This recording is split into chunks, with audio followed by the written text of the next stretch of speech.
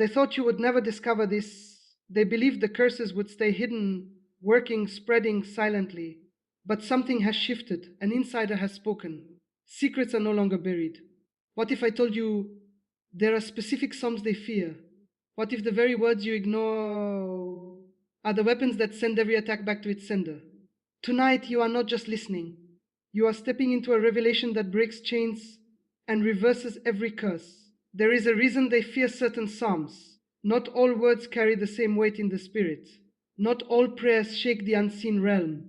But there are specific passages, ancient, preserved, and saturated with divine authority, that disrupt every hidden work of darkness. And Psalm 23 is one of them. You've heard it before. You've recited it casually.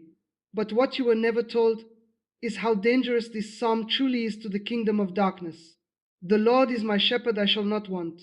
That line alone is a declaration of ownership. When you speak it with understanding, you are not just reading scripture.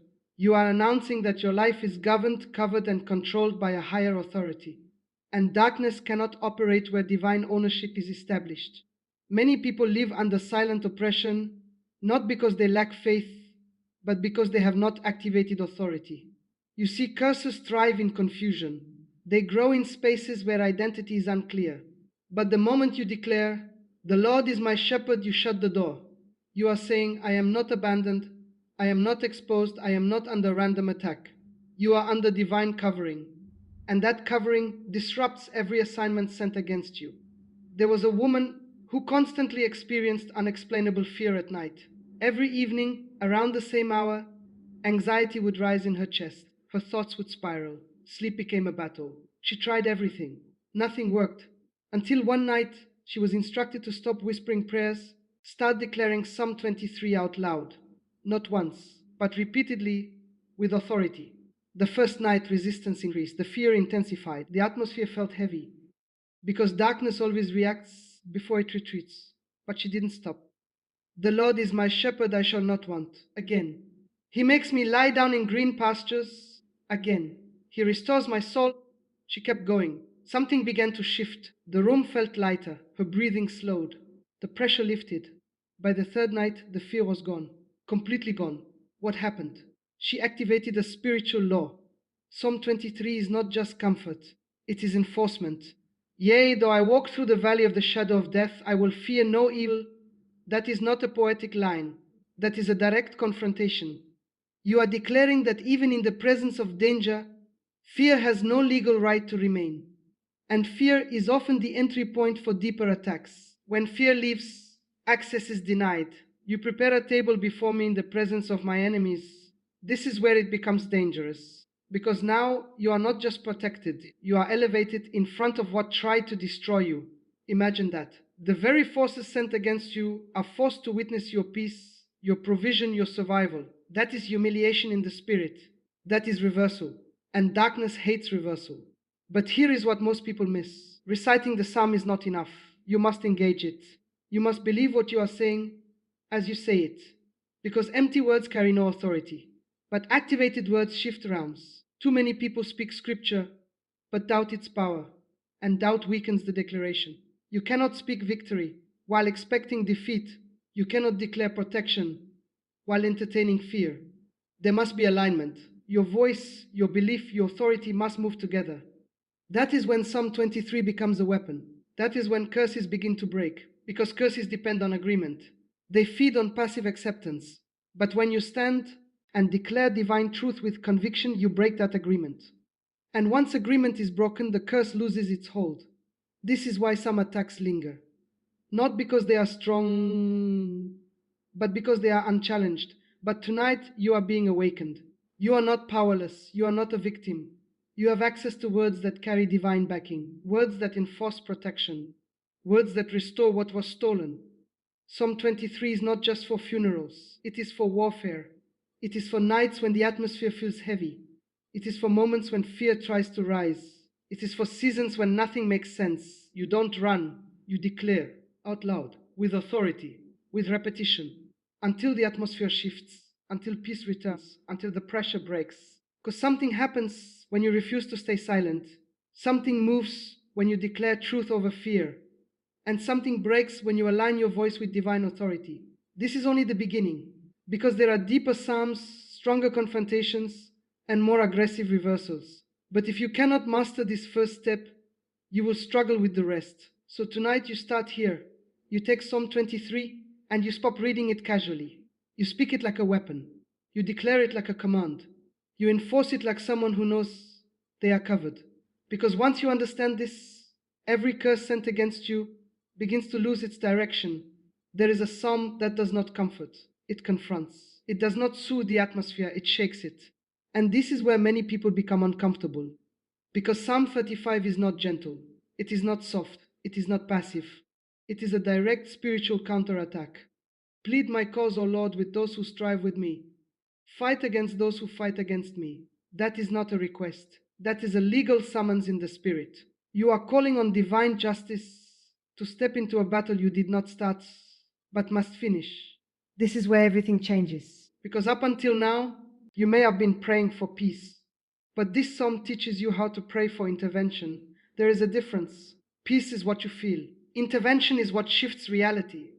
Many people remain stuck because they only ask for comfort, while the source of the attack remains active. But Psalm 35 goes deeper. It addresses the root. Take hold of shield and buckler and stand up for my help. This is not symbolic language. This is activation. You are inviting divine defense into your situation, not as a concept, but as an active force.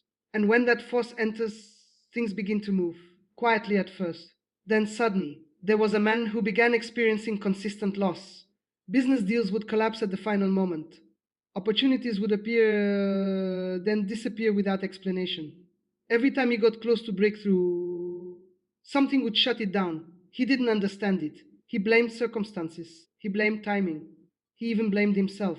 Until someone instructed him to begin declaring Psalm 35 every morning and every night. At first, nothing changed, but he stayed consistent. Day after day, he declared, "Let them be confounded and put to shame that seek after my soul again. Let them be turned back and brought to confusion that devise my hurt." Again, he didn't skip, he didn't rush, he engaged every word. By the second week, resistance showed up, unexpected arguments, strange delays, unusual tension.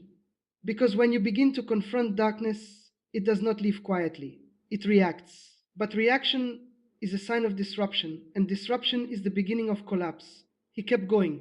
By the third week, something shifted. A deal that had been dead suddenly reopened.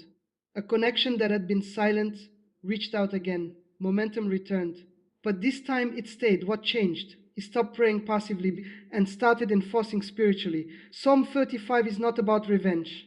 It is about alignment with divine justice. There are forces, systems, and unseen influences that operate in opposition to your progress, and ignoring them does not make them disappear. Silence does not equal peace. Sometimes silence equals permission, and Psalm 35 breaks that silence. Let destruction come upon him at unawares. This is where people hesitate, because it feels intense. But understand this clearly. You are not initiating harm. You are resisting injustice.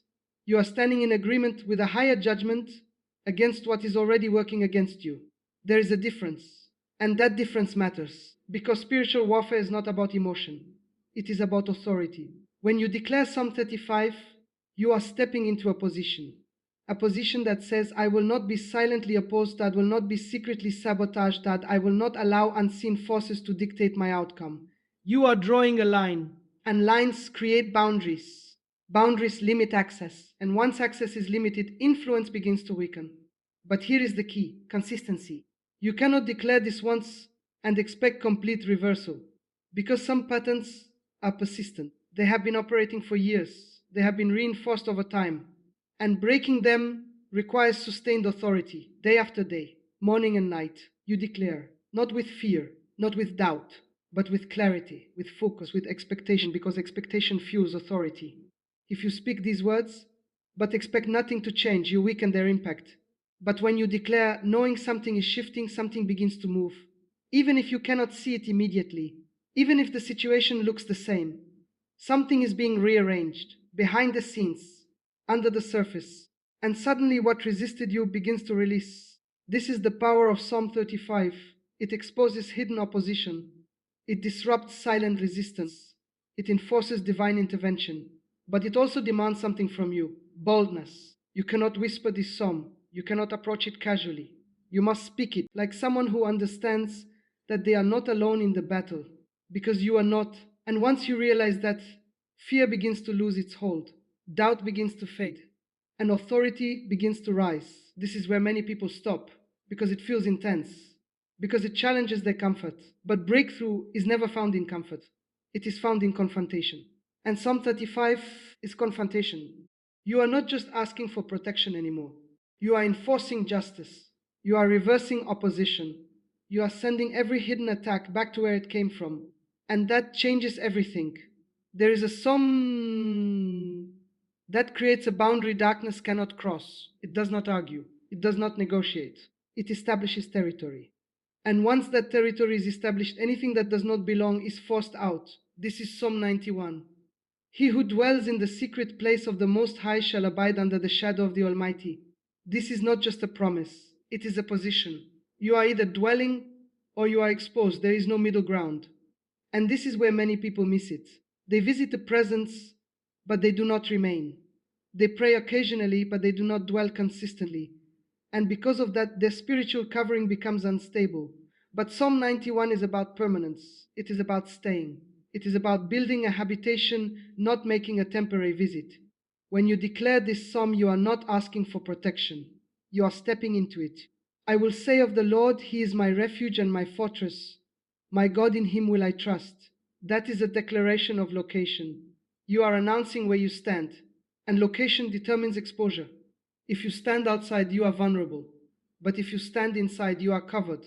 And darkness cannot operate freely where divine covering is active. There was a family who experienced repeated disturbances in their home, strange sounds at night, unexplained tension, a constant feeling that something was not right. It affected their sleep, it affected their peace, it affected their unity. They tried to ignore it, they tried to rationalize it, but it did not stop. Until one night, they were instructed to do something different, not just pray, but establish. They began declaring Psalm 91 in every room, out loud, slowly, with intention. He shall cover you with his feathers, and under his wings you shall take refuge room by room. His truth shall be your shield and buckler. Again, you shall not be afraid of the terror by night. Again, they didn't rush, they didn't skip, they filled the atmosphere with the word. That first night, resistance increased. The sounds became louder, the tension grew stronger.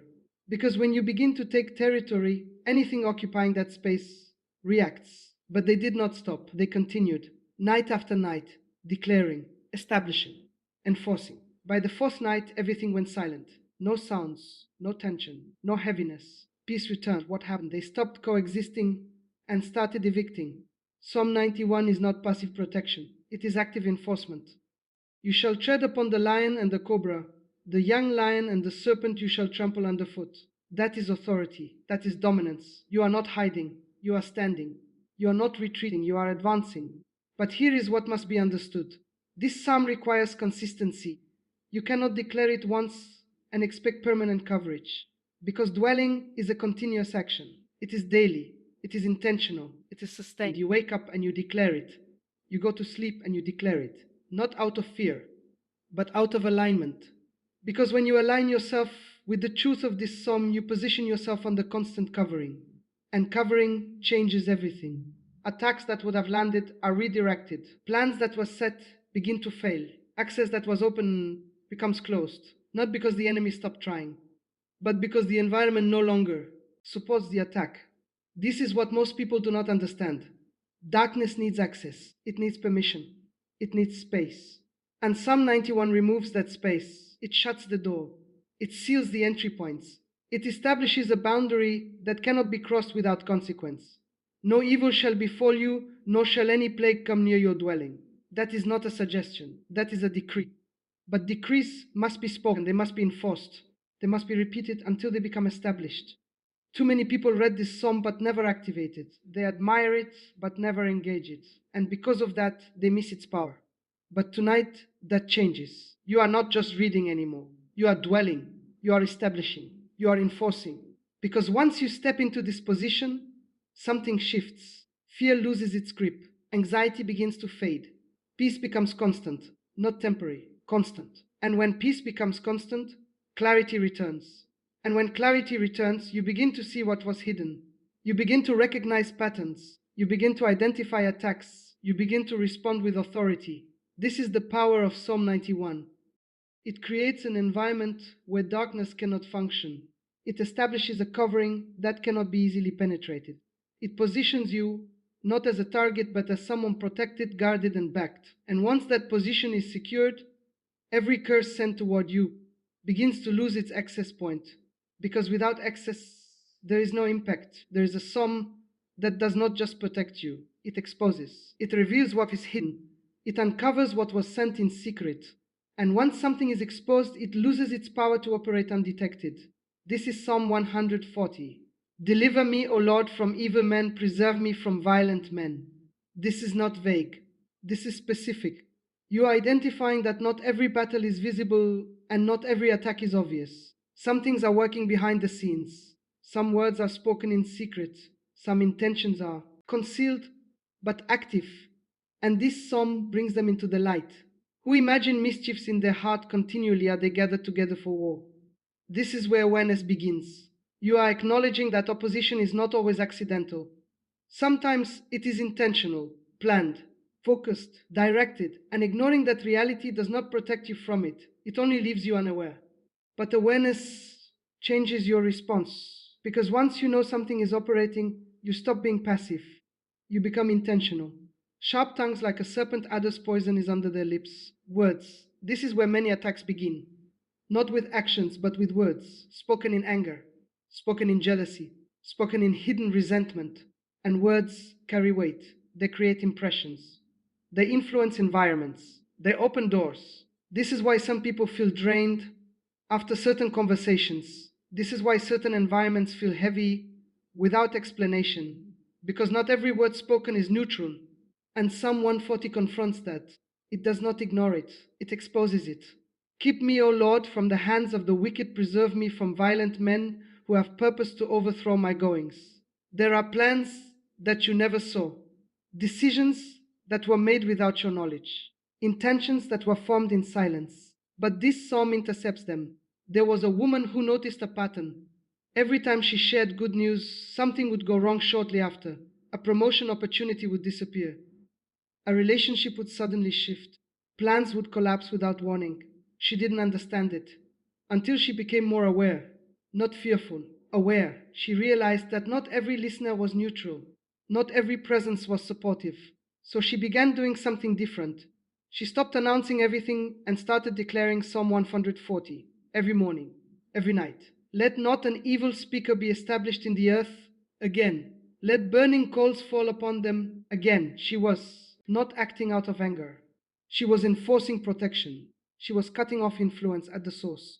And over time, the pattern broke. The cycle stopped. What she shared remained stable. What she built remained intact. Why? Because she stopped allowing unseen influence to go unchecked. Psalm 140 is about exposure and interruption. It reveals hidden intentions and stops them before they manifest. But here is what you must understand. Not every attack is dramatic. Some are subtle, gradual, quiet, consistent.